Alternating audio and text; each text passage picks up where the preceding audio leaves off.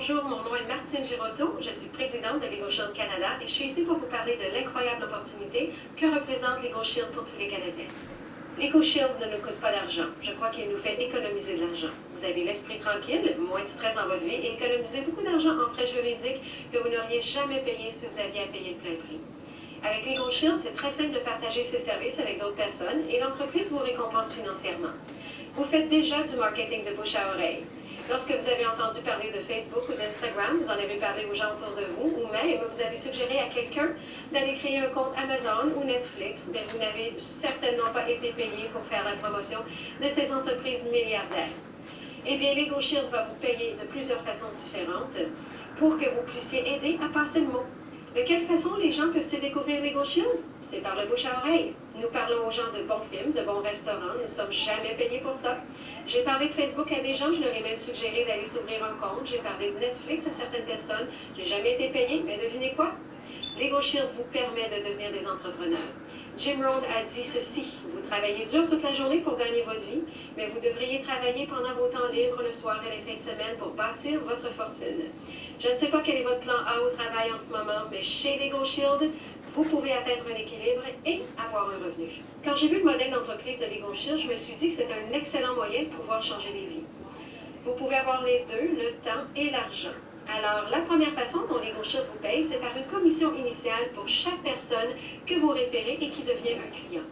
Je vais donc vous donner quelques exemples basés sur un plan familial combiné au montant de 49,90. C'est un plan légal, familial et un plan de protection contre le vol d'identité familiale, donc un total de 49,90. Maintenant, assurez-vous de vérifier la feuille décrivant le système de rémunération pour voir quelle serait votre rémunération basée sur le plan que vous vendez dans cette province ou ce territoire.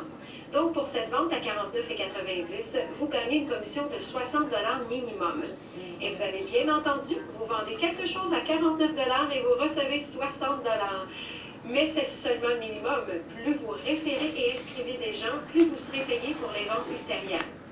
Ainsi, par exemple, après avoir parrainé 6 clients, ou peut-être même que 3 personnes vous ont dit « Hey, je veux le service » et l'un d'entre elles vous a dit « Je veux devenir un associé comme vous ». Ils vont maintenant doubler votre commission à 120 $.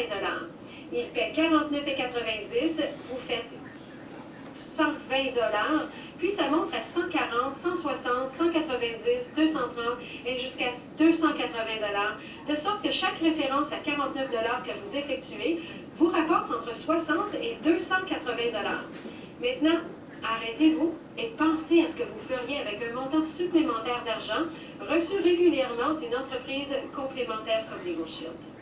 Supposons que vous êtes un associé principal et que vous gagnez 120 $ par vente et que chaque lundi, vous prenez quelques minutes, voire une heure, pour vendre quelques abonnements à 49 $. Vous gagnez 240 $ de plus par semaine, 1 000 $ de plus par mois. Qu'est-ce que 1 000 $ de plus par mois signifierait pour vous et votre famille? Ça vous permettrait peut-être de rembourser certaines dettes, de terminer un paiement de voiture ou même d'inscrire vos enfants dans une meilleure école. Et nous ne sommes qu'au début de notre structure de rémunération. C'est la première façon dont nous sommes payés. C'est le revenu linéaire que vous recevez sur chaque personne que vous référez. La deuxième façon dont nous sommes payés est le revenu supplémentaire ou ce que j'appelle le revenu à effet de levier. Chez LegalShield, vous êtes autorisé à commercialiser personnellement autant d'adhésions que vous le souhaitez, mais vous pouvez également partager cette opportunité avec d'autres. Amenez-les dans l'entreprise. Ils deviennent une partie de votre équipe et chaque fois qu'ils vendent un service à quelqu'un, ils reçoivent une rémunération allant de 60 à 280 $, comme nous venons de l'écrire. Mais l'entreprise va également vous payer un montant supplémentaire pour chaque adhésion qu'ils vendent. Le montant initial supplémentaire commence à 20 $ et il est cumulatif. Donc, il passe de 20 à 40, à 60, à 90 et peut même atteindre 180 $. Pensez-y. Chaque fois que vous vendez une adhésion, vous gagnez 62 $ à 80 $. À toutes les fois que quelqu'un d'autre vend une adhésion, vous gagnez entre 20 $ et 180 $. Vous gagnez donc de l'argent en inscrivant des gens, et vous gagnez également de l'argent lorsque vous inscrivez d'autres personnes. Réfléchissez à ceci. Et si vous mettiez en place une équipe de seulement 30 associés qui ne vendent chacun que 5 plans à 49 $ par mois, 30 membres de votre équipe qui en vendent seulement 5 par mois en tant que directeur exécutif, les montants supplémentaires dépasseraient 7 500 $ par mois. C'est la raison pour laquelle vous voulez que le revenu à effet de levier fonctionne avec toutes les adhésions que vous vendez personnellement. Mais ce que je crois être le moyen le plus important de gagner de l'argent, c'est que les gens puissent dire que vous réussissez à gagner de l'argent pendant que vous dormez. Eh bien, c'est ce qui arrive lorsque vous avez un revenu résiduel. Qu'est-ce que le revenu résiduel? Que diriez-vous de vendre quelque chose une seule fois et de recevoir des paiements encore et encore pour cette même vente que vous avez déjà faite? Tout comme un agent d'assurance qui vous vend une police d'assurance pour votre maison, pour votre voiture une seule fois, il obtient une grosse commission dès le départ, puis chaque année, lorsque le renouvellement arrive, cet agent reçoit automatiquement un revenu de renouvellement. J'ai le même agent d'assurance qui s'occupe de ma maison et de ma voiture, et je ne parle presque jamais à mon agent, mais il gagne un revenu de renouvellement sans jamais me parler année après année. Alors avec Legal Shield, chaque fois que vous et vos coéquipiers vendez et inscrivez un membre à un plan familial, vous obtenez une énorme commission initiale. En plus de cela, dans 1 an, 3 ans, 5 ans, 10 ans et même 20 ans, vous gagnerez également un revenu résiduel mensuel pour aussi longtemps que les membres participeront au programme. Ce qui est incroyable lorsqu'on bâtit sa propre entreprise au sein de Legal Shield, c'est plutôt super car notre marché est pratiquement intouché. Autrement dit, des centaines de milliers de personnes au Canada ne savent même pas que nous existons. Il n'y aura pas de meilleur moment que maintenant. Une chose importante que je ne veux surtout pas oublier, la compagnie met à votre disposition des incitatifs incroyables. Par exemple, à chaque année, vous pouvez gagner des voyages. Nous offrons des bonus en argent sur une base mensuelle, et de sorte que vous obtenez des commissions énormes, des bonus passifs incroyables et un revenu résiduel que vous accumulez. Tout ça va vous payer pour le reste de votre vie et nous vous amusons extraordinairement. Sans oublier le Club Performance qui vous propose de partir en voyage et d'obtenir des bonus en cours de route. Et nous avons hâte que vous en fassiez partie, vous aussi. Alors, combien ça va coûter pour démarrer une entreprise Legal Shield? C'est seulement 99 $.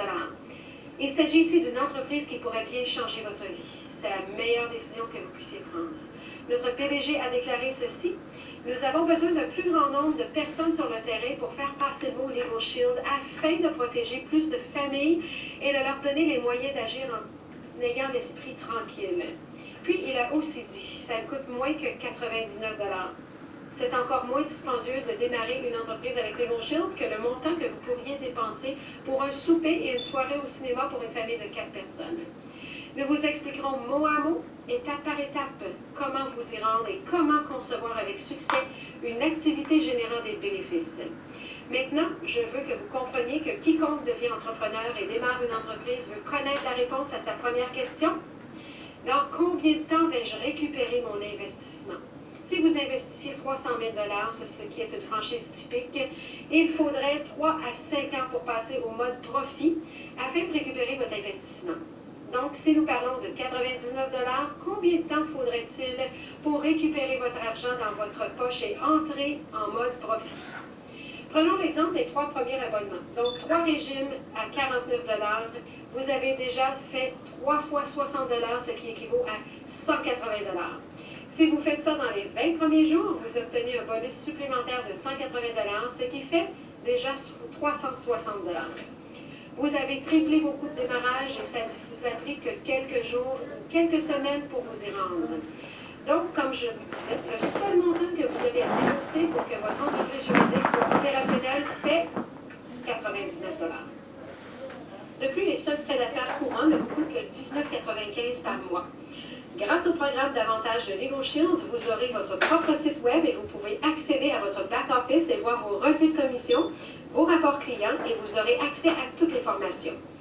Vous obtiendrez également une application sur votre téléphone.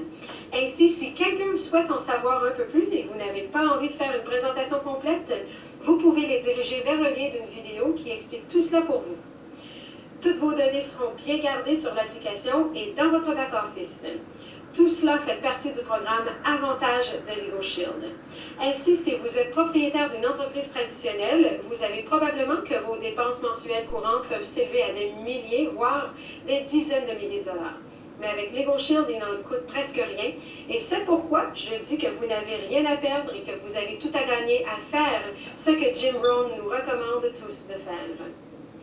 Vous avez votre emploi où vous travaillez toute la journée pour gagner votre vie, mais vous devriez travailler pendant vos temps libres, le soir, les fins de semaine, pour bâtir votre fortune. Vous avez maintenant la meilleure opportunité que je n'ai jamais vue de ma vie d'avoir une entreprise complémentaire avec pratiquement aucun inconvénient, seulement les avantages de créer et avoir une entreprise à développer de la maison pour bien prendre soin de vous et votre famille. J'espère que vous reprendrez contact avec la personne qui vous a partagé ces informations. Devenez membre ou devenez associé, vous serez payé et promu et nous allons vous aider à devenir un très bon associé et entrepreneur Legal Shield. Passez une excellente journée. Maintenant que nous avons parlé de tous les outils dont vous disposez pour être un grand entrepreneur, parlons de ce que vous devez faire ensuite. Tout d'abord, inscrivez-vous en tant que membre et associé via le lien que vous a été fourni par un associé. Téléchargez les applications sur votre cellulaire pour profiter de cette magnifique opportunité. Ensuite, configurez votre site web pour commencer. C'est une étape importante pour votre entreprise car ce sera la façon dont vous pourrez diriger et gérer votre entreprise. Troisièmement, configurez votre formation en ligne de manière à vous familiariser avec la vente de nos services et à mieux connaître nos produits. Nous voulons que vous commenciez rapidement et que vous profitiez du moment pour commencer à gagner le revenu que vous méritez. Enfin, vous pouvez être payé, promu et gagner jusqu'à 500 $ grâce au bonus démarrage rapide, en plus des commissions lors de vos 45 premiers jours. Alors, passons à l'action et j'ai hâte de célébrer vos succès avec vous.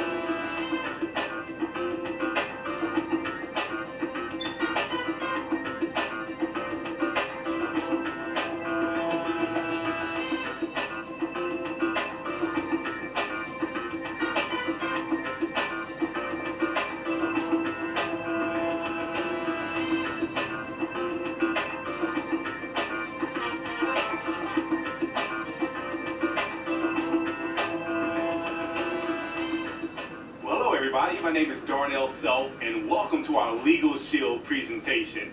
It's my honor and privilege to share with you all what someone shared with my wife and I years ago when we took a look at this incredible presentation.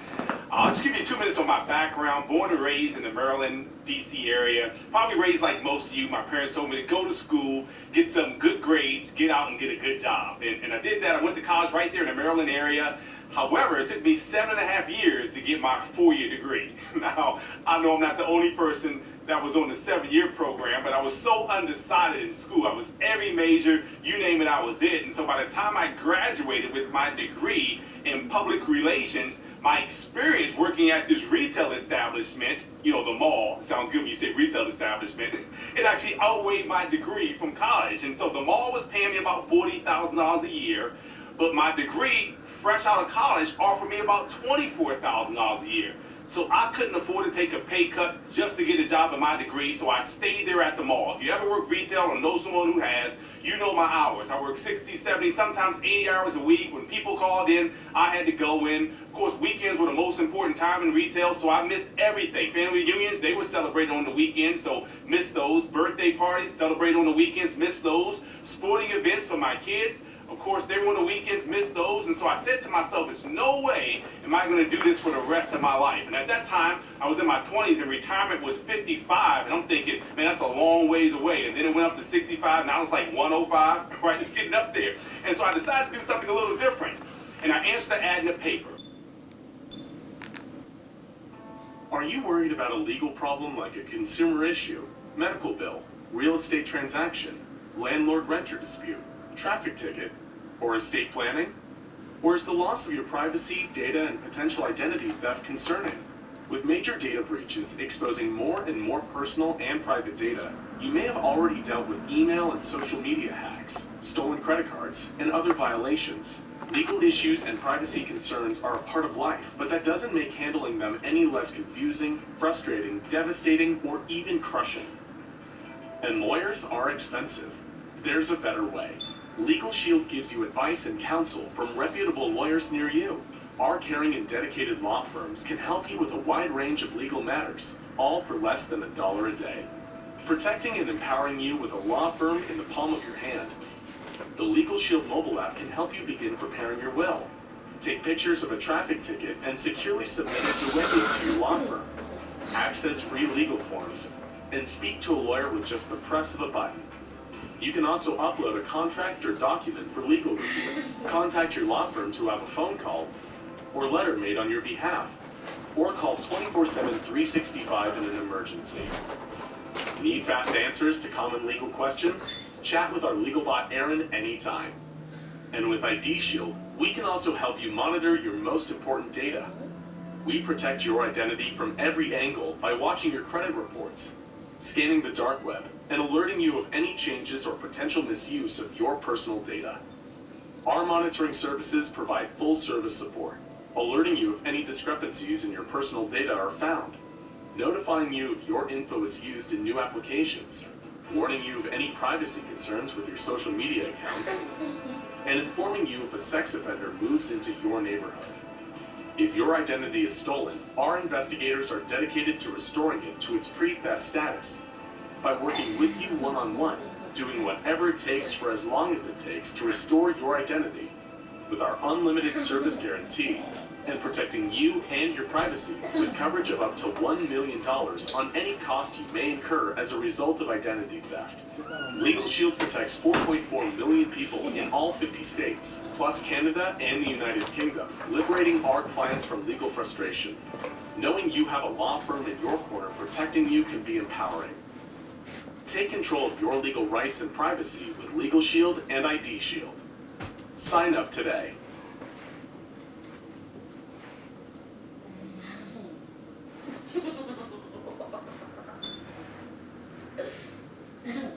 Hannah's on a shopping spree. Thanks to ESET, her every move is safe. Yeah. Président conseil d'administration de la communauté congolaise na Iowa, Ouais. Living et Johnson County. Alors,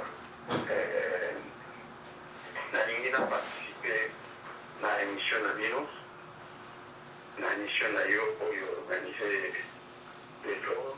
Donc, comme pour l'émission ezali tribunal, donc voilà, donc ezali vraiment émission oyo ezolobela bana mboka, ezolobela surtout bato oyo baza na kati ya Iowa.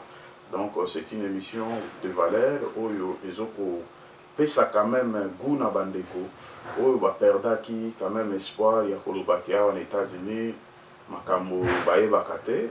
Désormais toza na kati ya tribunal oyo ezali émission na biso ekolobelaka makambo ya bapolitike, ekolobelaka makambo oyo etali communauté na biso. Voilà, donc c'est ça un peu pour un éclaircissement. Donc okoki ko se présenter kombo eza nani papa? Na bengi na kombo ya Dan Mwamba, président ya conseil d'administration ya communauté congolaise na Iowa, Lynn et Johnson County. Yeah. Ok, merci Monsieur le Président. Toza na esengo mingi ya koyamba yo na tongo ya lelo parce que toza vraiment na posa mingi tosolola na yo malgré temps eza moke. Donc toutefois papa toye bato baza kotuna biso mingi parce que totambwisaki ba micro baladere na biso par rapport ya ba situation oyo ezoleka na kati ya communauté na biso. Donc concernant donc vraiment ba gestion ya kati ya communauté ndenge nini ezotambola. Bon mpona yo papa okoki koloba nini parce que bato mingi balobaki makambo ya kozela baélection mais jusque là bazomona te makambo yango elali ou bien eza ndenge nini? Merci pour la question na yo na mutuna na yo na kanisi. Mbala liboso otuna mutuna wana. Mutuna wana. Parce que tosi tosali émission moko na COVID. Otuna tinga mutuna wana na pesa kiyo yana. Yeah. Na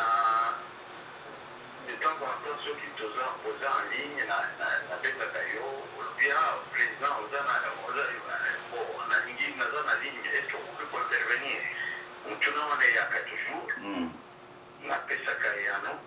Mais quand cela me tient, il y a encore répondre à les sources pour une bonne compréhension. Yeah. L'élection, il y a un monde et l'autre à tout prix. Voilà. Donc, parce que tu vas faire des matchs dans les donc, il faut, de toutes les façons, il faut que l'élection est là, il y a tout, et ça est là, il faut ça là-bas. Dans les bateaux, pas ça sous confiance, n'a pas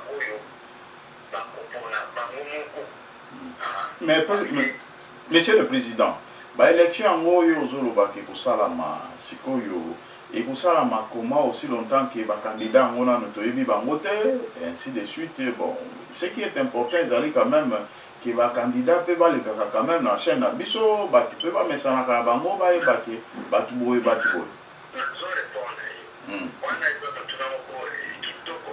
Yeah. Parce que et l'autre surtout il faut communauté et banani oyo ba so mérité pour la émotion à bango. Yeah, man. Yeah. Alors na wana il faut chaque candidat on a déposé dossier là. Il faut appeler ça pour babengi programme d'action il y a mandat pour la communauté dans la pour la communauté Exact.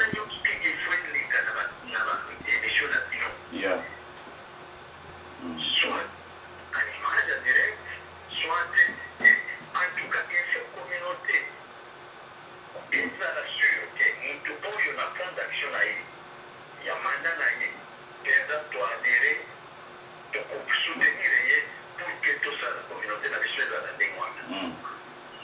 Alors, c'est pour cela qu'il est très impérieux, très nécessaire, capitalement, que par l'union surtout où il va déposer le dossier à la banque, il faut pas rester à la chaîne, parce que l'union surtout est à la limité, peut-être que je vois dans mon Assemblée générale, il y a propagande. Et pour ça, il faut nous aller pour se téléviser, pour se la crisailler, les gazos là-bas, les gazos s'exprimer, les poser la question pendant autant ceux qui vont faire 5 minutes, 10 minutes pour s'exprimer. Voilà, en tout cas, c'est très nécessaire pour le moment la communauté de l'Issou. Parce que tout le monde dit que la communauté et banda si les locaux bantu oyo bazoanime communauté wana bazalaki na plan d'action mon côté donc baza kokende kaka fike amemi communauté na ndenge donc na ndenge baza kolicite motu proprio na ndenge kaka moko tozala basali yango kolanda mibeko sans kolanda baconseil ya bapikini. Bon, alors, Monsieur le Président, pour ne pas vous interrompre, est-ce que le lobby wana pona ko batu ba candidat ba bima baleka quand même ba ndeko ba mona bango population ba yeba bango ainsi de suite, mais toutefois selon l'organisation de bozo sala, mais na façon au bo évoluer beaucoup mis déjà à niveau ligne. On a l'élection. Calendrier et ça la match. La qualité qui est la tia qui a la communauté qui a monté la tinga qui a la page sur la opinion sur le Nazana. Bon, analyser comme la qui. Calendrier, on a des accords na ndenge tozoke de bakandidature les accords. On le tozaki déjà na ngola kati ya conseil d'administration. Et puis toyebisa qui va manquer avant élection, avant mon élection, il faut pas l'exactement l'Assemblée générale. Et quand la Toisali va présenter le plan d'action à Bango, il a aller pendant 5 minutes à Toloba et puis va poser la question. Pour que Antonio soit dans la idée, n'a pas voter pour mon Colomisoya. Voilà pourquoi calendrier et Zawa wana bakandida oyo baza reteni baza wana sikoyo lokola mutu esalamaki na kati ya communauté oyo bato oyo balingi communauté kende liboso te basalaki bazoinsiste bato bazoke nazo comprendre te ndenge nini moto akoki kozala député tubadere jusqu'à ce point là eza eloko moko ya personnalité il fallait pas se démarquer na biloko wana batibadere wana bapesa chance na communauté kende liboso. Pourquoi on doit freiner la communauté au moment où la communauté est prête pour suivre ces nouveaux dirigeants? Eloko wana tokende na mapona sikoyo na ngai naloba pour ajouter naza na bato wana ya baoyo nyonso to ozaki na mbongo na bango na badosie nyonso to ezali parce que bato wana oyo balingi communauté kende liboso te nzalaki kofrene yango biloko wana nyonso to nazalaki nango na ngai na remettre bango. Mais papa, s'il vous plaît, président, tant que vous avez battu balingi kofrene communauté kende liboso te toyeba batango banani toza na tribunal papa yozoloba makambo tozomona yango clair te banani bato yango ezali oyo babengaki président Boum na vice-président Kachim nde bato oyo bakambi communauté deux personnes kaka pendant plus de 15 ans batia yango na poche donc bati bato nyonso to na poche akolongola oyo alingi omoni soki oza na mbongo na poche badi $10 $20 $100 soki olongoli mbongo na kati ya poche na yo olingi odepense peut-être $100 na kobimisa bapetite kofile oyo ou bien na kobimisa $100 na ndenge bato oyo bazoprendre en communauté et ça c'est très dangereux donc bazwi ezala neti copier-coller ndenge wana na hotel ya Congo ndenge Kabila aza kosala makambo na ye ndenge azosala na tire oyo azosala kala ndenge balingi basala na communauté congolaise na kati ya États-Unis s'il vous plaît wana ezali inadmissible bato oyo nyonso to baza awa mayele bakisa miti tokutaki na mayele mosusu na Congo mais awa tokomi mayele tokabisa mama moke mais allo papa eloko tolobi ke bandeko tokoti na ménopause intellectuelle ou bien tokoki koloba nini parce que quelque part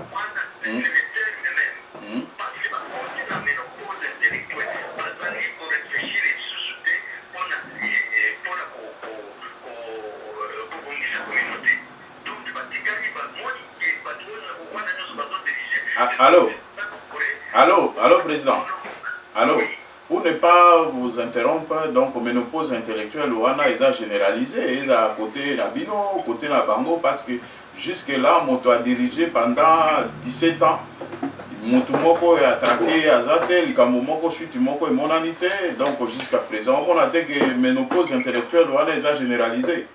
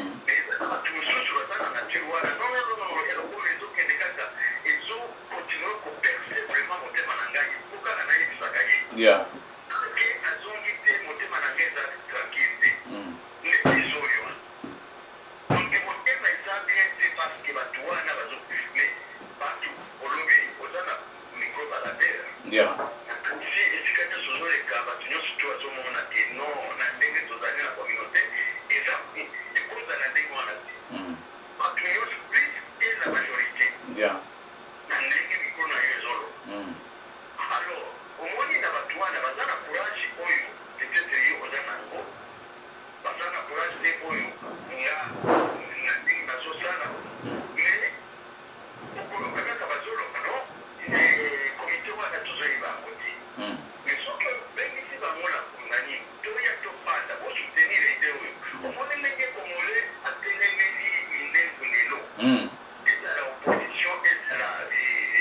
Majorité. Majorité représentée ezala bato oyo baza na pouvoir baliaka na bango bato ya mindemo wana mais na likambo oyo Oui. tala ndenge parlement ya Kabila cette fois-ci etelemi likambo wana. Bon, alors pour ne pas vous interrompre, Monsieur le Président, donc makambo yo vraiment tokoki kobenga ngo mpe ekomi lokola mwa minembo. ekomi neti minembwe donc il faut bato botelema il faut bato bakende baloba te nkomokasha botika sikoyo pardon tolingi mito mosusu liboso na biso. S'il vous plaît, Monsieur le Président, mais ntango oyo ozoloba wana tozoyoka mwa accent on dirait yo mpe oza moto ya Kasai, mais ndenge nini moto kuna mpe aza ya Kasai yo ozokotia mwa accent likolo na ye yo okoloba nini par rapport a wana? moto ya Kasai ndenge nayoki yo oza moto ya Kasai, province ya Kasai. ngai sasa omoni minembo wana omoni Mulenge montagne ya Mulenge. Yeah. nakoyebisa yo nase nalekisa bafoto ya famille na ngai famille royale. Oh, famille royale.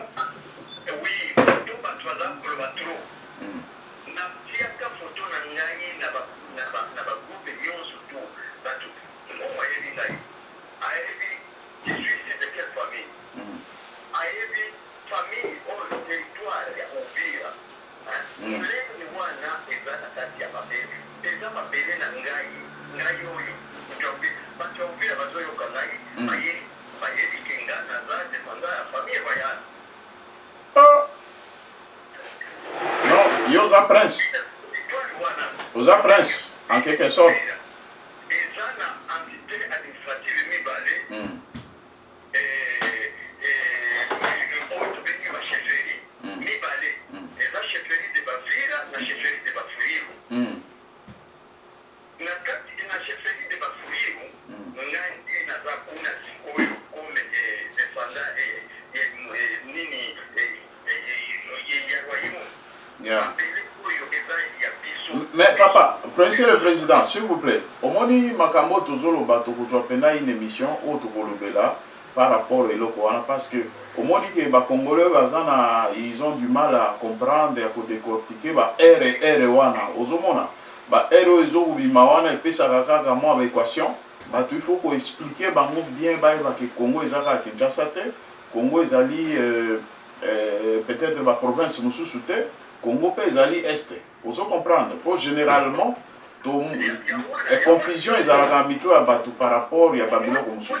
nyonso to batelemeli minengo batelemeli minengo batelemeli Mulenge je pense bayebi ke eza Congo. Yeah.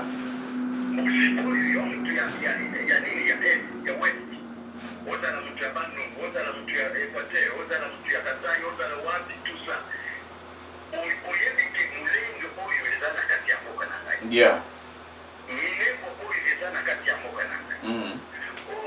bakolo mboka wana bakolo mabele wana Mulenge oyo mboka na yo ndeti toyo oyo yo bandovinga ngai no yo okomi Munyamulenge okomi Rwande yango wana natiaka foto ya famille na ngai famille kani na page nyonso to na bagroupe nyonso to pour ke bayeba ke ngai na Congo nazali na babele eza koloba te ke no naza fumu omoni naza fumu eza koloba te ke no ngai naza sous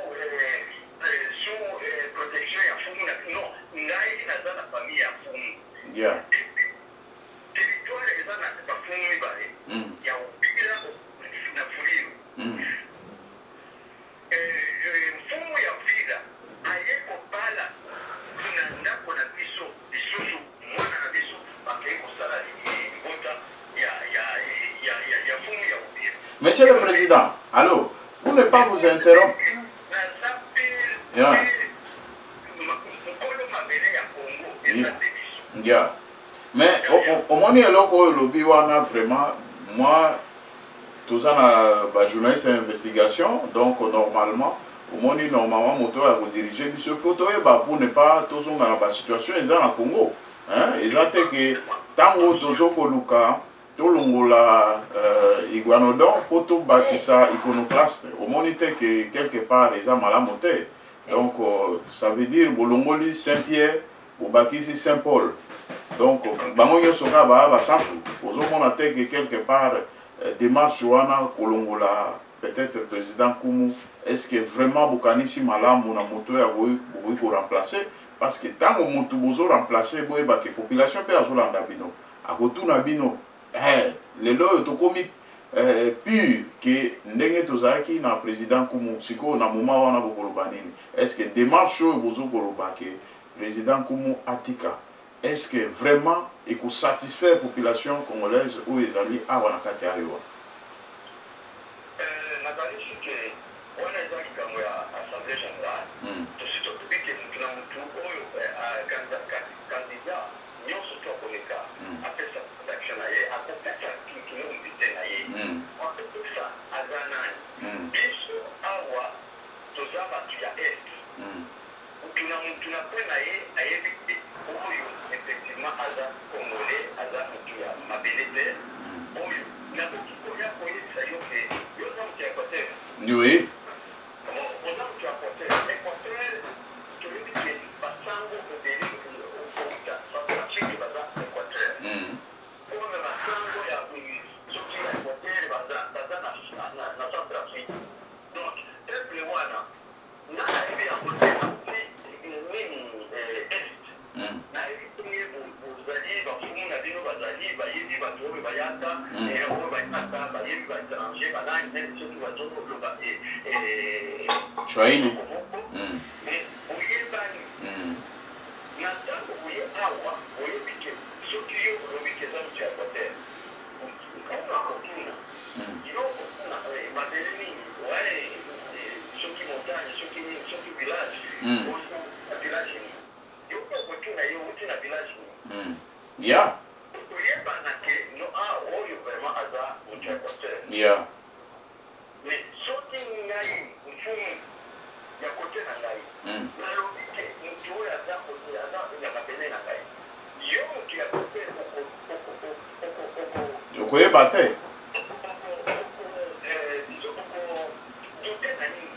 bon non wana ya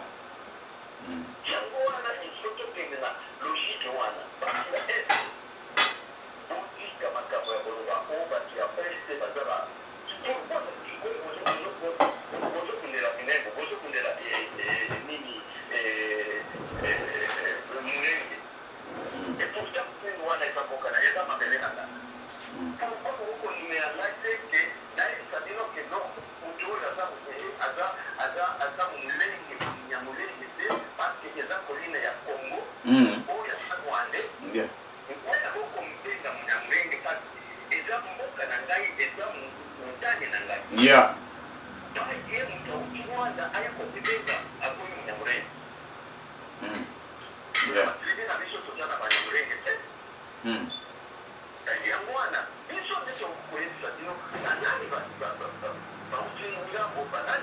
Bon, président, tous on a un sujet, donc par rapport à la situation de Tozoloba, on a Toloba qui a kapona kolakisaki. En tout cas, président Dan Ndenge alobi que yepe azali congolais na bato bazo kanisa.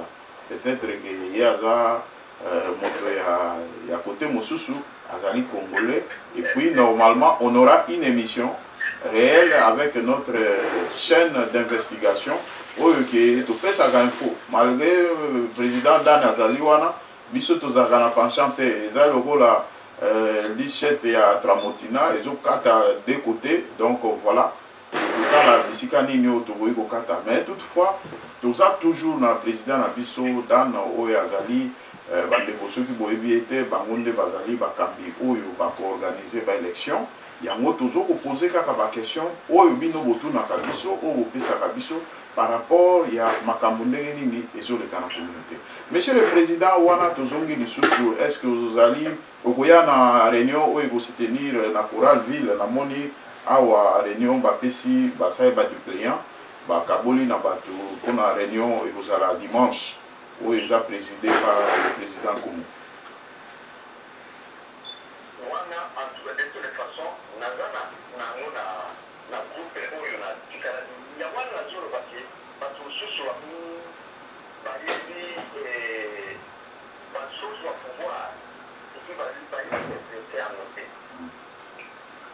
Tozana trois organes na communauté. Papa, on répond à la question à Bissotin, autre lobby ou Gouya ou Biogoyate. C'est pour te dire que nayebi que une réunion est programmée à partir de Abato et Babeninga Netio, Nathan adresse, mais nayebi que déjà à 10 programmes, il y a réunion, il y a assemblée générale. Mais il y a moins de la zone, non surtout. Pour les paysans qui sont dans la zone de la communauté, la société au son. Assemblée générale. Il y a tous les moyens. Mais les bateaux,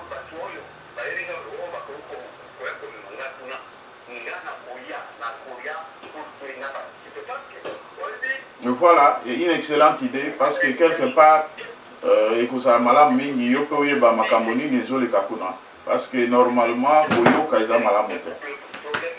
Il faut que la communauté oui. Le bon là il y a convoquer réunion. Yeah. Nana koya nata la koya ni ya kotia là. Après bien on doit reconnaître que la dame est présent en tête de situation. Bon. Et à doit reconnaître là. Et qui nani ni na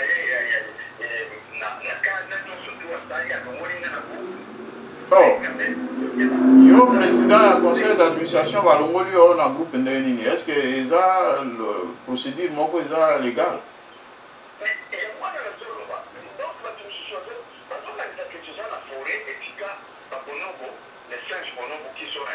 Mais papa, est-ce que monsieur le président, est-ce que vous autant que la biso nini statut na bino lobini ni par rapport ya ko destituer moto peut-être kolongola ye na ba makambo etali ba fonction na ye et lobini ni ko autant que la biso en moto na statut.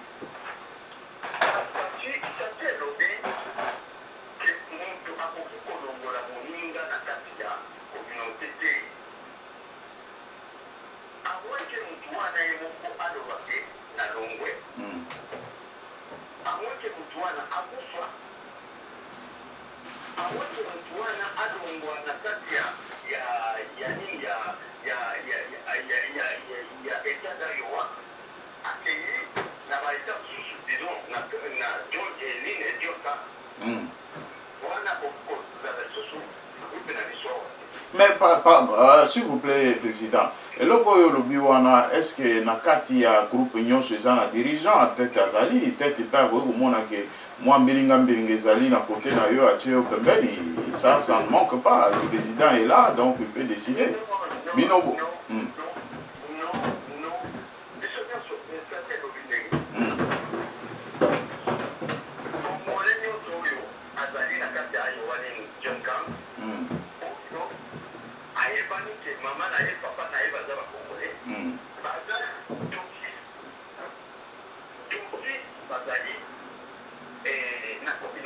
Yeah.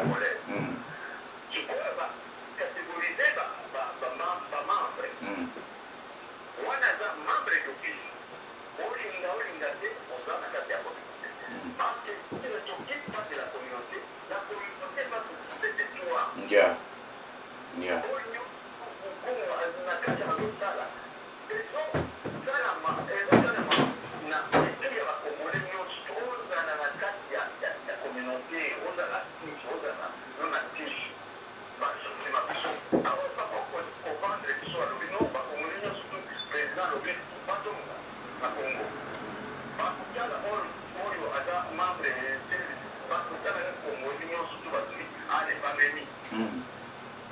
Yeah. On a catégorie sous ce membre effectif. Membre effectif, membre actif. Par exemple, continue à aller dans la réunion. L'activité, ouais. Et puis, tu as membre sympathisant, membre d'honneur et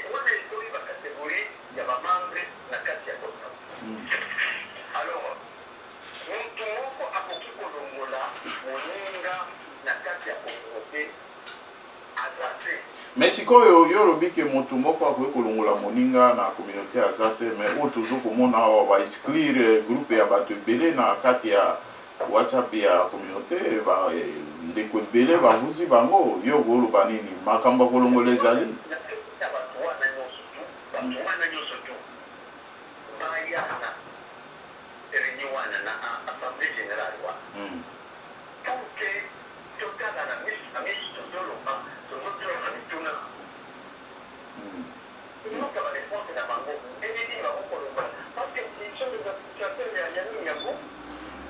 sikoyo papa président tolingi totuna boye yo oza na adresse oza na makambo nyonso soki oza na yango te topesa yo mpo ke ekoma te ke oyo nazalaki na adresse te oza na adresse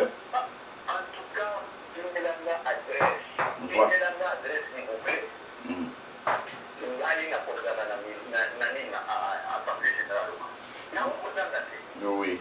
Est-ce que dans l'Assemblée générale, on a balobi bien que les alliés Assemblée générale, Full Power TV, un peu à Kita, et que vous en avez interdiction, te autozoaki, na makambo, et l'équipe, oh non, yo pe kokotate, ainsi de suite. Parce que bisotan, motozo sa, mosala, tozo, yeah.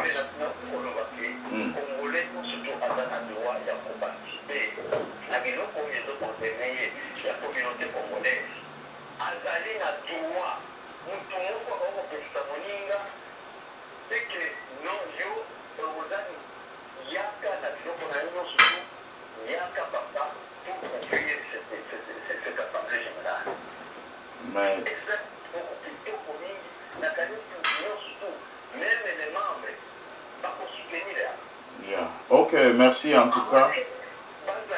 Yeah.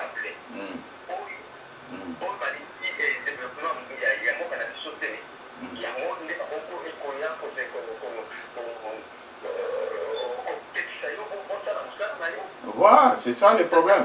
Mais monsieur le président, moi j'ai une question.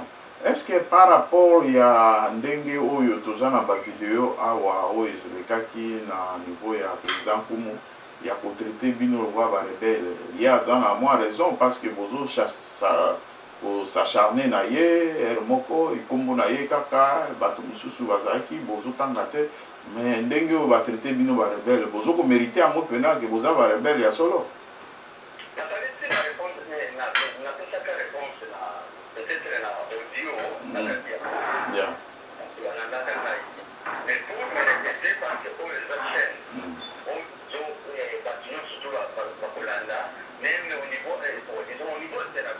Oui, non, nous sommes suivis partout. Ouais.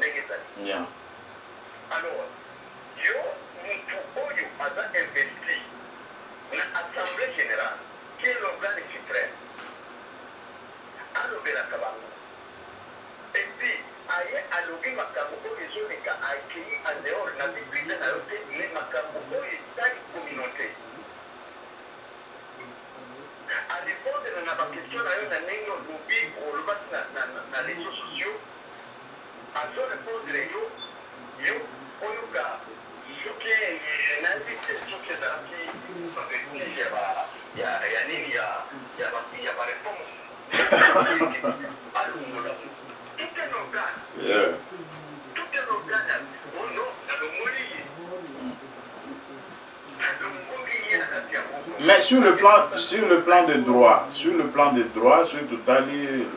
juridique, donc sanction nini par rapport à l'acte, tu vas considérer comme nini, cette infraction vous abattu sans que vous allez quand même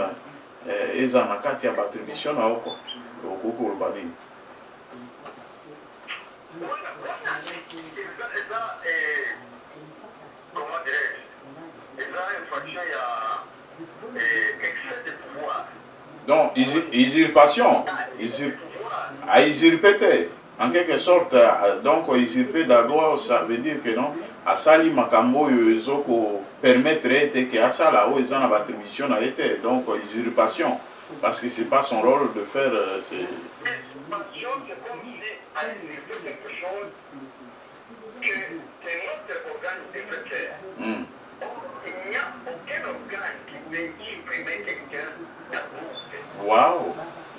Aucun organe, que ce soit l'Assemblée générale, pour supprimer, peut-être, dans membre effectif, oui, dans membre honoraire, oui, et quand on a l'Assemblée générale, mais pour supprimer un Congolais, il y a quatre qui a groupe un Congolais, aucun organe qui dit ça.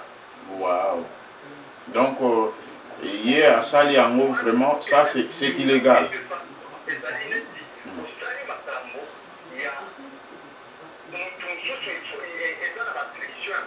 Il y a aujourd'hui Makamba Moninga yo Sali on a place na yo or que en compétence sur la tête.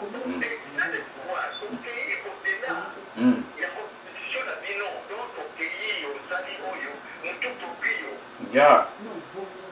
Donc on a excès de pouvoir.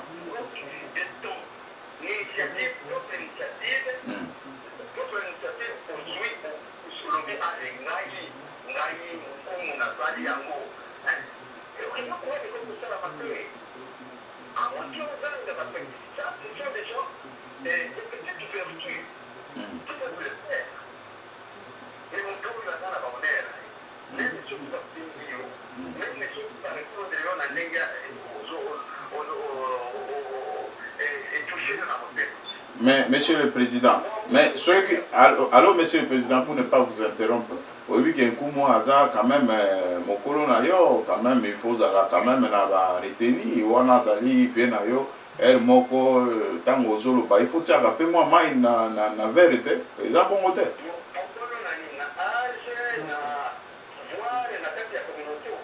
Mon colonel a ndenge à H, na Moula. Oh, tu vois le Babylone. Ah, président. Yozo Bama Kambasoro.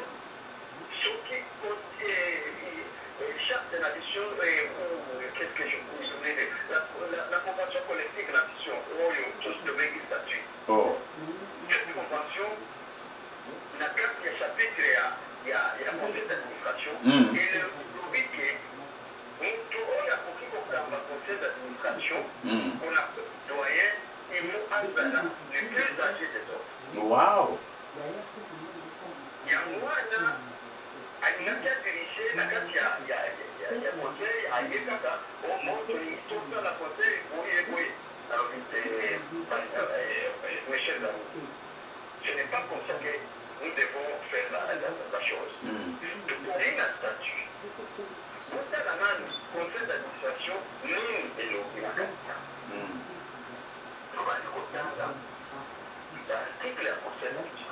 Président, pour un rappel, que vous sentez tout ça, si Mangonga, pour attendre, ceux qui ont commis prêt.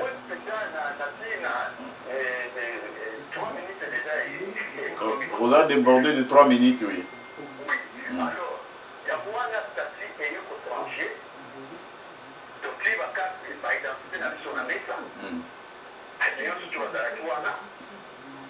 Et là, comment on a fait? Par contre, tu vas dans la exemple, tu vas dans la ligne pour les cas. Oh! Donc, Balek, il y a 2 ans, 3 ans. Ah, Balek, il y a Balek qui n'a pas. Il y a 3 ans, 2 ans. Oh! C'est que quand on a combien on a papa? Yo, zo mon ala ouais lengue. Le roi jeune, ceux tout plusieurs âges.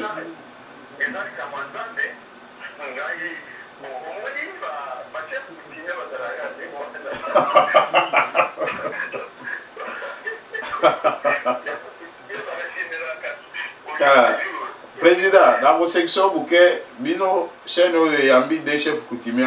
Donc, vraiment, on a évité. Ouais, il faut surtout yamba qui chef coutumier au Tchoudi. Oui, au Tchoudi, non?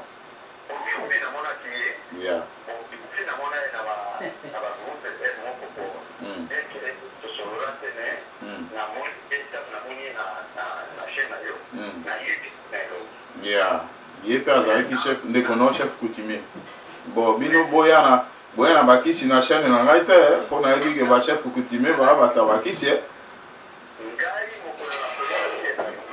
Boyana kisi.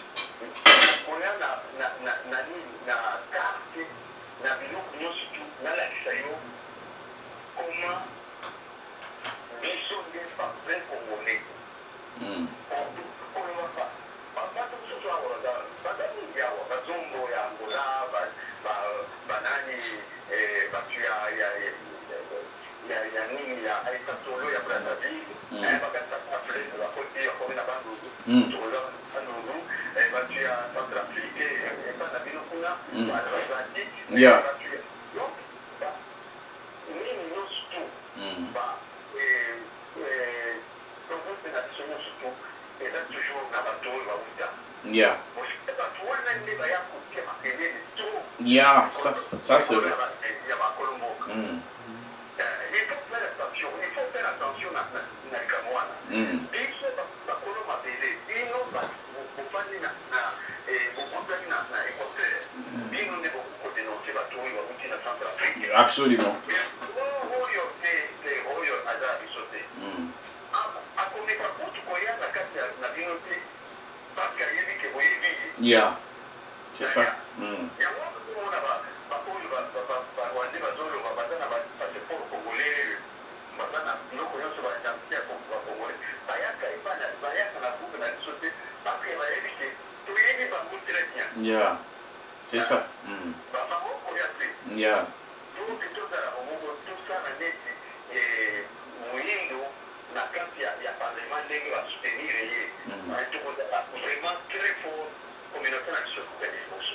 Bon, sikoyo soki boyoki ke bakotia maboko na full power réaction na bino ekozala nini mpo mosala oyo tokosala eza nde ya bino tokoloba kaka verité bato mosusu bazosepela na verité oyo te bato mosusu bazomona ke ye tokosala ye boye ye tokosala ye boye bon biso tokobanga eloko te toza na nzambe yo kokoloba nini wana lobaki bakongolais omoni ndenge na batelemini barwandais mikolo nyonso tu totelemi barwandais balobi oyo akotushe moyindo donc biso nyonso toza nsima na ye oyo akotushe nani docteur Mukwege biso nyonso toza donc na ndenge tokoloba biso mpe oyo akotushe pv nini tribunal comment on dit chaîne tribunal de Full Power TV 1 émission tribunal. Ouais, full power TV 1. On a touché en mot.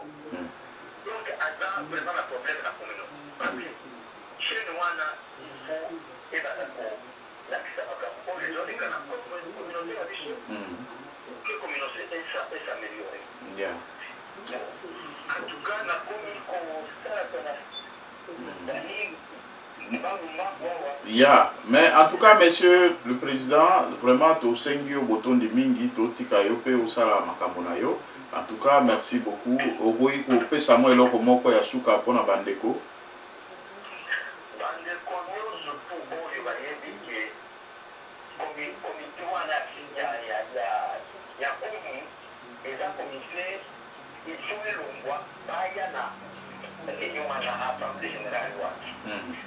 Chrétien na makambo nyonso tu totia makambo nyonso tu sur table et puis tokende na kopona. Voilà. Merci. Monsieur le Président, nalingi pe na ebisayo, nazali na komi sikoyo Full Power TV et komi associé ya société oyo na kombo ya Legal Shield. Legal Shield ezali société ya assurance ya ba avocat makambo ebele bandeko nyonso pe oyo balingi na kotindela o lien comme ça au partager pe lien na bandeko oyo bakolinga bakoki kosala application à partir ya lien wana bakomi pe ba membre bakoki kosala bakomi pe ba associé na kati ya société vraiment tokopesa détail nango na mikolo ezolanda même lobby ou après lobby soki nzambe apesi makasi. En tout cas, kindelanga adresse ya sika assemblée générale wana ekozala ntuka ifo nazala wana parce naza na makambo ya koyebisa bato oyo yaka ngai na esika na ebongo wana ya administration pour ke bayeba nini tozali na kati nini tozosala na nini tosali. Yeah. Bon, merci beaucoup papa, Totikio Kenosala. Merci, à la prochaine occasion. Merci beaucoup en tout cas. Voilà, je vous en prie. Yeah. Voilà, mes chers amis, là c'était le président de l'association, donc Oyo Azali Kotala Makamboya Ndenge Tolobaki na Lingala Oyo Soko s'occuper na Makamboya l'élection en gros. Parce que ceux qui te disent Bino, oh Azali président ya boye et pour ça là que quelque part et pour envoyer Bino. Bateau vraiment basé sur cerveau moteur ya makambo oyo Italie organisation à l'élection vraiment yewana numéro 1 ceux qui te benga président parce que yé Azali numéro 1 il y a l'organisation wana nyonso ko sala mako na l'élection. En tout cas, beaucoup de Kolanda Bisso Kakana Full Power TV 1, donc Bisso toza chaîne d'investigation, Oyo Tokotaka, Tina ba place ya bato. Tata Oyo Toti Kosola naye afandi Tina Seda rapide. Mais Bisso Tokendeki, Tokutani naye, ainsi de suite, chaîne d'investigation, toza na ba information ebele, Oyo ke etali communauté na Bisso, Oyo etali makambo ebele. Bandeko nyonso tozo sala, ezaka kapona ko informer bino. Ceux qui ont un penchant à Mabé ou bien ont un axe du mal, ou qui peut-être aux hommes qui bisonné tous à Botogo pour le battre, ceux qui te le vivent non, bisotto la monsala biso. Ça veut dire toujours le kakaka qui communauté na biso qui est de liboso, makambunyo ceux qui est de malam. Parce que tokoi kotika boite. Toyebi ke na kati ya mboka oyo, bandeko bazalia wa bisusu vraiment bazoko vivre quoi bazoko vivre te. Koloba vérité exacte. Tant mususu télévision ekokita tokutana bandeko to solola bandeko mususu bazoloba te. Mais oyo tozokomona na kati ya communauté tout va mal. Dosuki wana te lelo yo tolobaki bandeko batiaki ba bruit par rapport ya $20,000 oyo ebungaki na kati ya communauté et jusque là tozomona pena silence des morts. Alors biso chaîne d'investigation Full Power TV 1 tokoluka na concerné oyo peut-être tandaki komona bango na kati ya makambo oyo ba s'expliquer population elanda réellement est-ce que makambo bazo koloba pona bango na disparition ya mbongo wana oyo totetraki ke mosolo ekomi ndeke oyo créé quand même ba débat et créé moi ba je ne sais pas na kobenga ngo polémique na bandeko tango mosolo eye na kati ya kese ya l'état ya communauté et koti na kese te ezwi banzela mosusu tokoki kotitre yango ndenge tolingi bandeko soki ndeko oyo alingi ke quelque part ya bandaka kopesaka batitre na émission ya tribunal na kati ya Full Power TV 1 akoki koya asunga biso toboyi te bandeko nyonso nos portes sont grandement ouvertes na bandeko nyonso oyo balingi quand même baya kotia biso maboko par rapport à titre tokoki kobimisa boye obino titre oyo en tout cas ezosimba pena te biso topesi titre boye mais tant que bino nano bozo ko se présenter te biso lokwa tozotravaille kaka biso moko tokopesaka kaka batitre ya bandenge wana ke mosolo ekomi ndeke ezwi mapapu donc voilà des choses comme ça. Vraiment mes chers amis, il ne faut pas nous tenir rigueur, nous sommes là, donc nous sommes au milieu du village, donc ça veut dire que tozo kota la teke au parti boy to sololina président et conseil d'administration monsieur Dan autour ko solana yawa na kanisi bolandi ba question oyo to poser par rapport ya kolongola moto bolongoli Saint-Marc pour remplacer Saint-Paul. Est-ce que vous êtes sûr que Saint-Paul wana koya olongisa makambo? Et puis normalement il faut total à malam, il faut voter utile. Et vous aussi les candidats, il faut vous les cas. Il ne faut pas TV. Donc, vous savez quand même, tout ça là, moi, et le comment vous permettre qu'ils vont découper, dans mon abino. Oui, idée nabino, une fois le projet de société nabino par rapport, il y a beaucoup accéder, communiquer il y a assemblée générale au Salama et vous allez à Coralville, mais je vous assure, on est commis en mot tellement miqué que vraiment communiquer il faut ça quand même lisible, mais c'est pas lisible.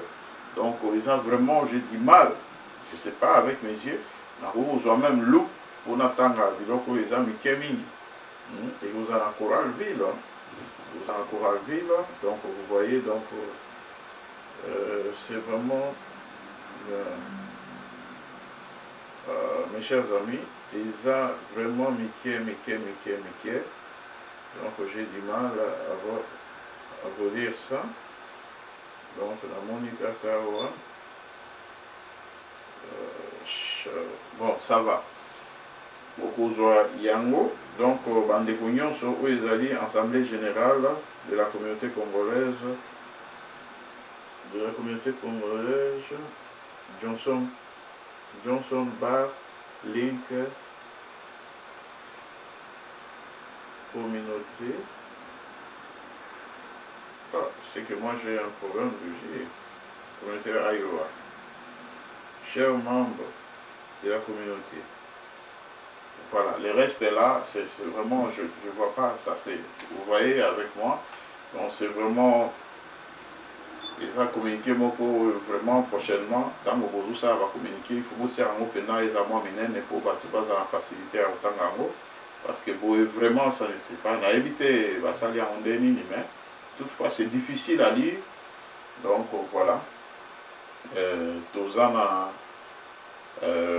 comment dirais-je, Assemblée générale où il va organiser l'Inuana. Donc il faut bandeko nyonso bazala biso pe full power TV to kozala wana on a kozwa kaka ba image pour la satisfaction na bino bandeko na biso o bolandaka biso de partout. Donc vraiment bozala branché na chaîne na bino ya valeur full power TV 1 na émission na biso tribunal émission oyo na kati ya chaîne d'investigation oyo to kopesa bino ba information en temps réel. Ceux qui vont moniquer les loyaux, moi, ma cambo, qui on dirait moi pause, c'est parce que Nazar Matanga, na perda qui wa zali beau-frère Nangai, wa zali le la papa, à Koufaki, na niveau à Belgique, donc Matanga les autres s'organiser, bande comme Misusu va organiser na Belgique, pour na place à Koufi, Misusu na France, Misusu donc partout, voire même Afrique, où il va évacuer na Combo ya Kinkes, on va Kinkes, Kolo Kinkes, donc Kolo Bon Samaritain, na Victoire, donc vraiment sur commune la Victoire, Bon Samaritain, ils avaient qui est là comment que qui a une activité minenne, donc au bout Fazaki, pour ça na douane, ainsi de suite, ça vraiment moteur à la commis, mais qui n'a pas référence parce que hôtel Kinkes, c'est ça qui ezaki hôtel touristique ezaki hôtel oyo ezaki kaka uniquement bato bakende tourisme mpona komona Congo na batan wana Congo ezalaki somo donc eza bahôtel oyo esala kombo na ndenge ya kosakana te na ntango wana mais nzambe azwi molimo na ye na Belgique donc vraiment bamatanga eza partout donc oza vraiment na matanga bandeko nyonso oyo batunaki mpona jour tokotala ndenge makambo ezokoleka tokoprécise bino ndenge nini tokosala de façon que tozwa ata mwa ata moke ya kofanda na bandeko tosolola me yo ndeko oyo omoni ke quelque part full power TV aza na makambo okokoleka na ndako omoni madame omoni famille bosololi biso kamea toza mibali omoni ke tozalaka mwa motema makasi ya makambo mosusu façon est frappée, mais tout ça quand même en dira parce que nous sommes responsables. Il faut céder pendant totalement à l'émotion, mais ils ont les cambo et les jubisso, ils ont facilité. Je pense que mes chers amis de Full Power TV, tous les choses ont communiqué, moi quand il y a coupé Sabino par rapport il y a Legal Shield. Legal Shield ezali société oyo etali makambo ebele mais lelo tozoloba mpona assurance ya baavocat Legal Shield ezopesa assurance ya avocat, ça veut dire que avocat eza te ke avocat moko. Aux ana couverture ya avocat awa na États-Unis mobimba partout na États-Unis ti na niveau ya Canada. Ça veut dire que à partir ya Ligue Shield okoki kozwa avantage ebele oyo tolobaki ya 24 points quelque chose. Donc ceux qui s'inscrire pour la option wana ya avocat, donc ils ont 24 points quelque chose. Donc beaucoup de temps tokopesa ba détail nyonso wana na kati ya chaîne na biso Full Power TV. Donc Full Power TV na moment ya zoko yebisa bino azali associé na kati ya groupe wana na kati ya société wana Legal Shield.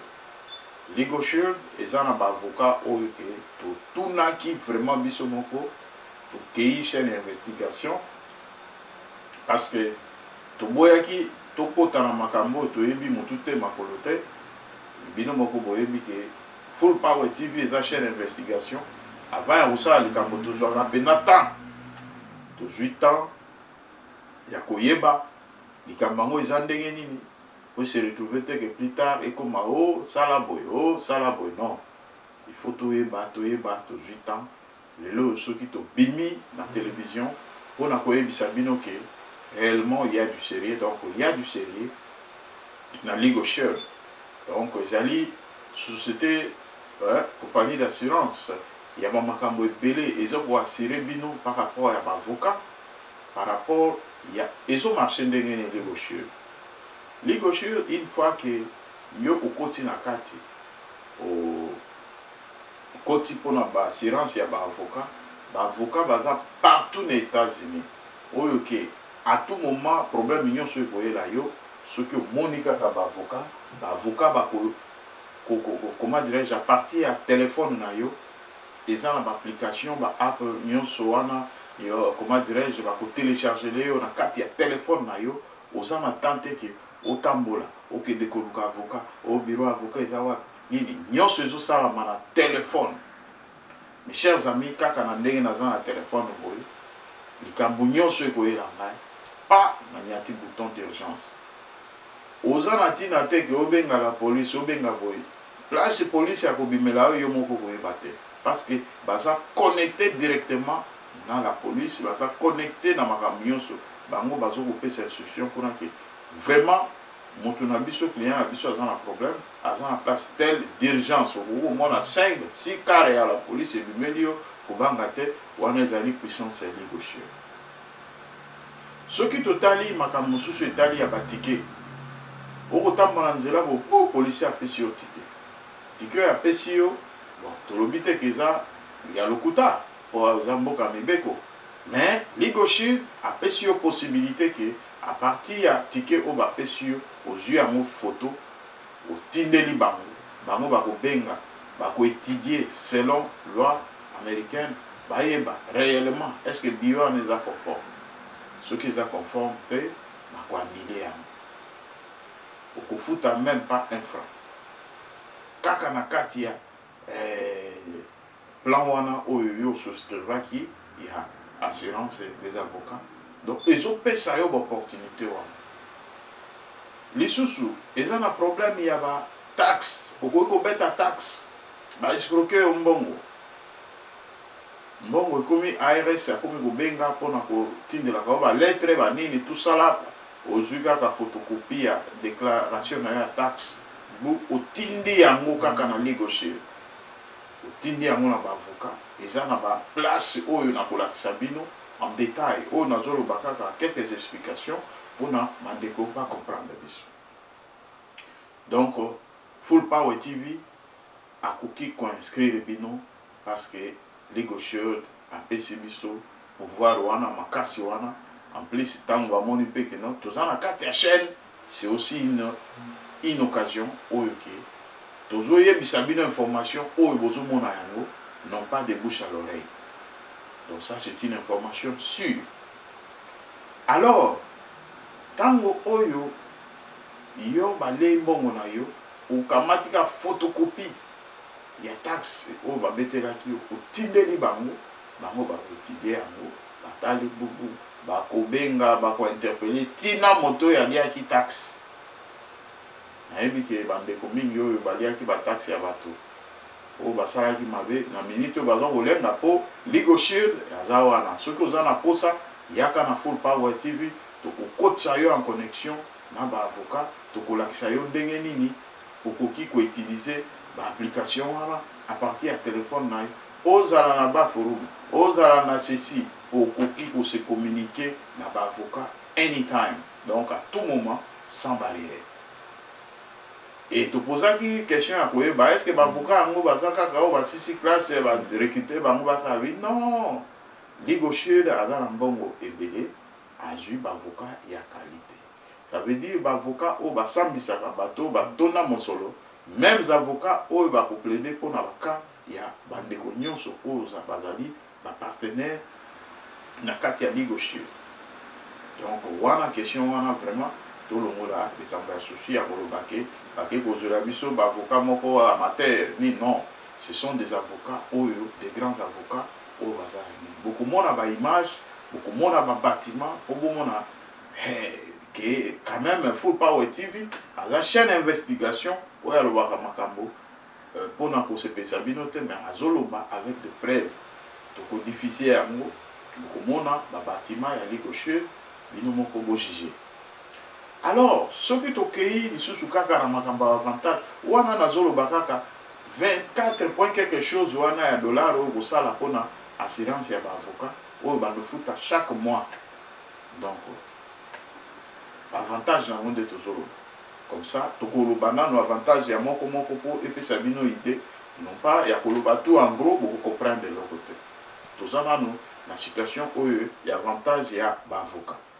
Donc vraiment mes chers amis, eza vraiment malamu mingi ya kolanda biloko wana parce que eza ko pesa biso vraiment makasi na mboko oyo bato mingi bayebi anglais moto po kende kosamba okoloba nini mibeko ya mboko oyo yebi yango te soki oza na avocat wana yo kokende nini pa yende moto akosala makambo nyonso même soki babengi yo ozala kuna na baza na besoin ya présence physique yo kolobela côté aux avocat et ce n'est pas n'importe quel avocat hein bino bateau bosala kana ba misala ba vous abino le roi ba fourmi OK na mosala boye likambo moko moke ou bien bosala discussion na moto boye ba longoli na mosala ba avocat bazali les ana ndeko moko asala ki témoignage to ko jwa peine de wana na Full Power TV ale kaye moko apesa témoignage ya likambo na ndenge elikaki ndenge ba intervenaki parce que chaîne oyo chaîne d'investigation le quoi to koti makambo yango ya Legal Shield donc tozoki nango tina suka de façon que to pesa kabino ba information boye ba comment ça fonctionne ndeko wana abike o afingaki superviseur moko na société Songolo oh mala moko ba ju décision ba vous aille balongoli epe ba botoli ID kotika ga ID te ke o nakamati na bwaki ID non zela bango ba botolonde ko botolo mais Legal Shield attention azo permettre biso te tout ça la kamabe pour ba défendre biso ça c'est faux Legal Shield azo ko défendre biso te na kati ya mabe tambola malamu zala na respect ya mosala tambola na ndenge oyo ekoki de façon que le kamususu ekoki ya nde ya mabe na cadre ya bandeko bana bakonzi mususu ya mitema mabe oyo bazo manifester esprit ya discrimination ceci cela c'est en ce moment là nde oyo okoki kotia ye contre mire ndeko wana abenga Legal Shield baavocat na ye bazwi makambo balandela makambo ndeko yango mpe ayebi anglais te anglais malonga te balandeli ye makambo procès ba interpeller société wana babi non bolongoli d'une manière abusive mais le quoi bolongoli dans ce cas bokofuta ye 3 ans akobanda kozwa chèque na ye soki azwaka $700 par semaine akozwa yango pendant 3 ans problème eza te parce que ezali kolongola moko eza abusive oh excusez donc eza abusive alors ndeko wana société ye ekomi kobattre oh non ça veut dire ye kutu tokosuspendre motu wana oyo asali yo biloko aboye nini tosala ifo azwa basanction bakosikosi ye bazongisi ye na société mbongo wana azwi te. Tout cela dépend de la manière dont yo moko kodécider, parce que yo moko soki olingi ozonga mosala yoka, mais soki ngai nazonga te mbongo wana vraiment eleki mingi fumi nasala makambo na ngai na bamisala ya pasi.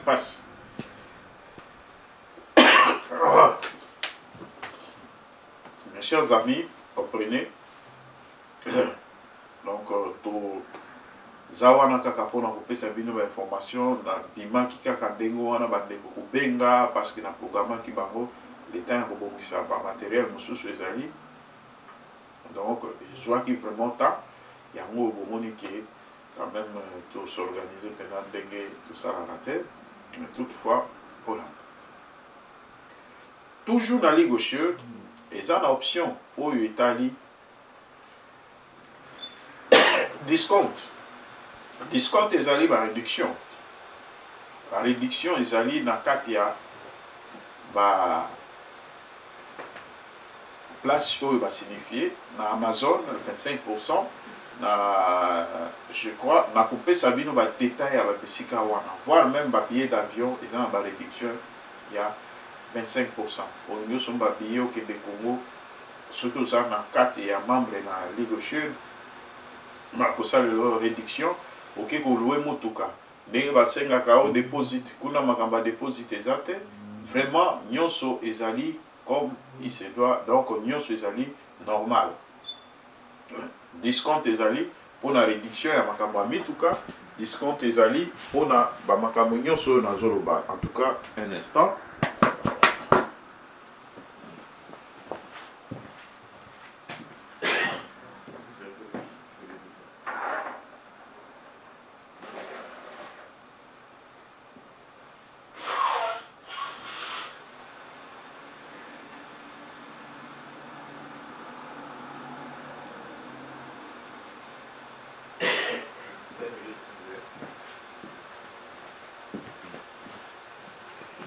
Voilà mes chers amis, donc vous allez nous excuser pour ça, donc voilà.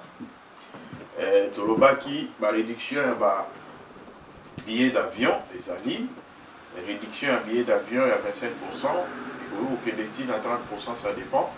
Donc ils ont la société d'aviation ou orienté biso pour ce que pour la réduction, qui pour Tewana, ça les réduction. Je pense que tokomi na suka eloko na koyebisa bino kaka ke tozali na assemblée générale ya communauté na Coranville. On a du mal ya kotangela bino na kati ya bakommunike wana bainvitation pour bapesi biso parce que eza tellement mike, donc j'ai du mal, mais il était vraiment nécessaire tozala vraiment na nini wana, mais nazo koluka fo nazwa loup mpona tangela bino vraiment na kozwa loup parce que eza important nazomona.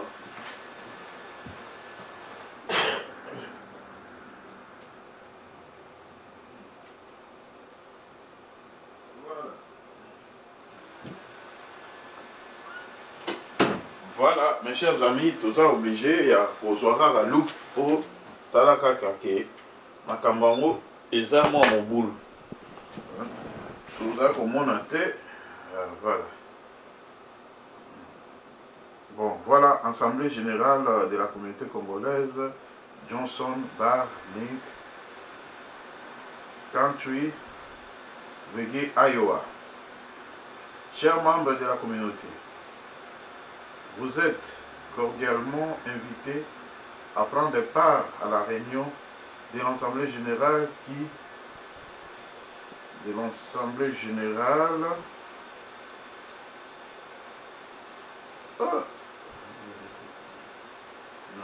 générale qui se tiendra à la date wow, à la date et adresse ci-dessus. Compte tenu de l'importance du sujet, inscrit à l'ordre du jour votre présence est vivement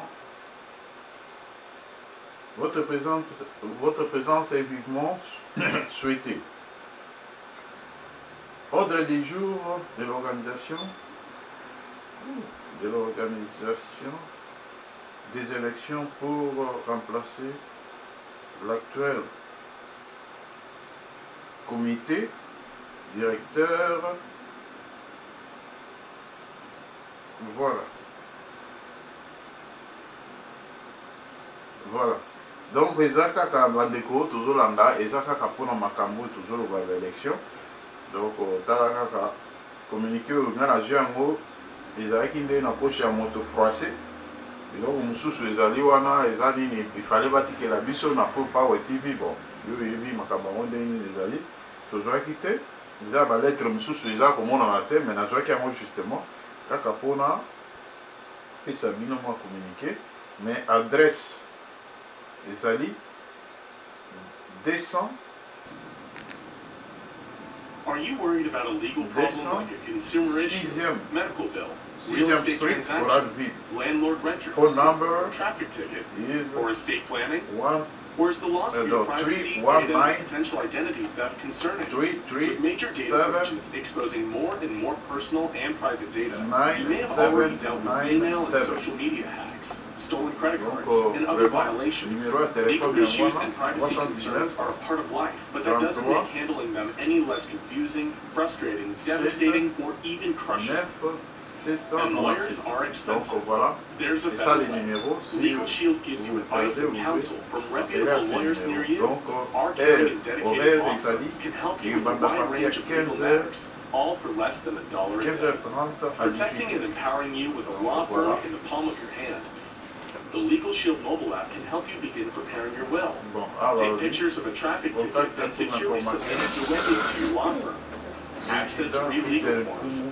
and speak to a lawyer with just the Donc press of votre a button. numéro est là. Donc You can also upload a 319 contract or 400 document for legal 12 review. 83. Contact your law firm to have a phone call or letter made on your behalf. Or call 24/7, 365 in an emergency. Need fast answers to common legal questions?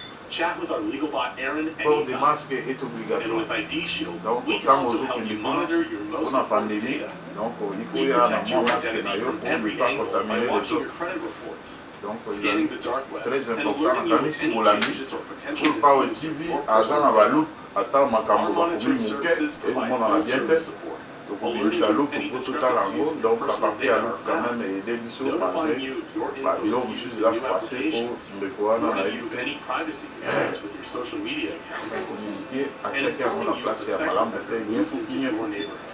balete If your mosusu identity is ezokomona na te stolen, our vraiment investigators are nasi yango dedicated to restoring it okomprendre to its ndenge nini pre-theft topesi status. communiqué wana By working with you okende bino one-on-one, nyonso ezali doing vraiment whatever it takes for as esika long oyo as it takes tokoyeba to restore your pose identity. lisusu baquestion With our unlimited bandeko service mosusu bayebisa guarantee biso and protecting you and Full your Power privacy TV with coverage of partenaire up to ya $1 million Legal on Shield any cost bino you may nyonso incur oyo as a bolingi result of identity kosoutenir pe theft. Full Power TV Legal Shield oya protects 4.4 million osenregistre people in all oya 50 states, plus osenregistre Canada and massivement the United Kingdom, nga naza moto liberating our clients from azoinvite legal bino oya frustration.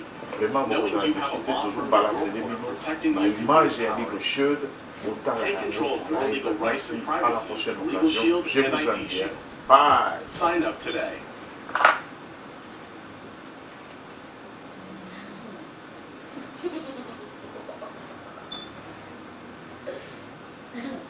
Hannah's on a shopping spree. Thanks to ESET, her every move